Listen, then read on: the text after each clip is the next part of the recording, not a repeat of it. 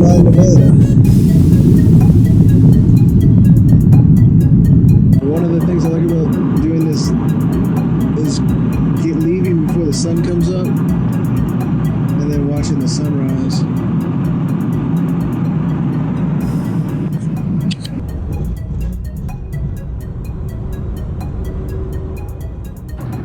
So it's 6:20 in the morning. The sun is just coming up. It's actually not even broke the couple of the mountains yet, so it's still early. We're about an hour and a half on the road. We'll be down in San Diego by 10 o'clock. We'll meet up with Saul Rios, the owner of Azteca Boxing Promotions, and then we'll head across the border for the weigh-ins. It's really cool to watch the fighters, their reactions on social media, on the fact that, you know, a lot of these guys are unsigned. A lot of these guys are trying to get signed. They're trying to get noticed. And a typical club level show, you don't get the exposure but by the people who are in the arena. So if you have a 400 seat venue and there's 350 people come, 350 people see you, but with streaming and technology today, we can stream out, and I mean, we've gotten streams of up to 175,000 people watching, so that's great exposure for the fighters. They love it. They love the fact that their fights are recorded, that they can share it on social media. It's a big advantage to them to be able to get that exposure. We've had fighters who've gone from fighting undercards to getting other fights because their other promoters are able to see them fight and check them out, and then pay them to fight in the United States. So it's a nice little system. It's a new system. We still have a long way to go. We're not anywhere near where we want to be with it. It's about giving exposure to fighters who normally wouldn't get the exposure. As an example, there's a fighter on the card. This time, his name is Big George Thompson. He's a heavyweight. He's 6'5", 250 pounds, big boy. He's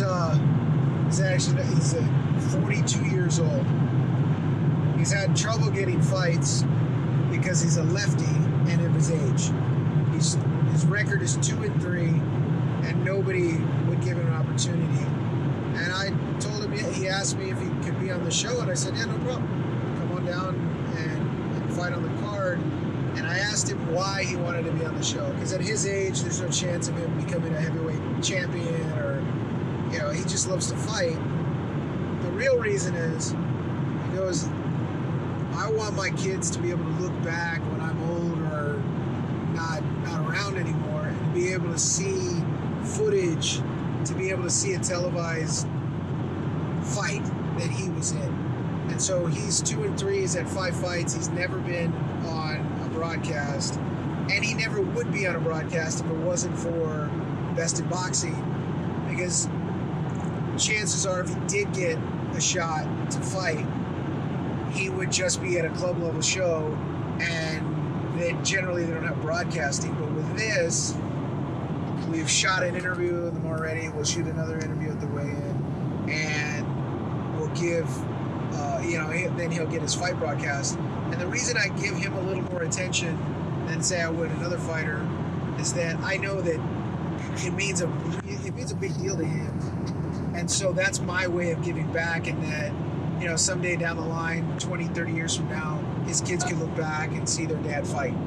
And that's, I mean, it's something little, but it's giving back to the sport, giving back to him, just giving back, which is what I want to do with all the fighters, be able to give them the exposure that they deserve, that they don't get under the current boxing system, and give them the opportunity that they wouldn't get anywhere else.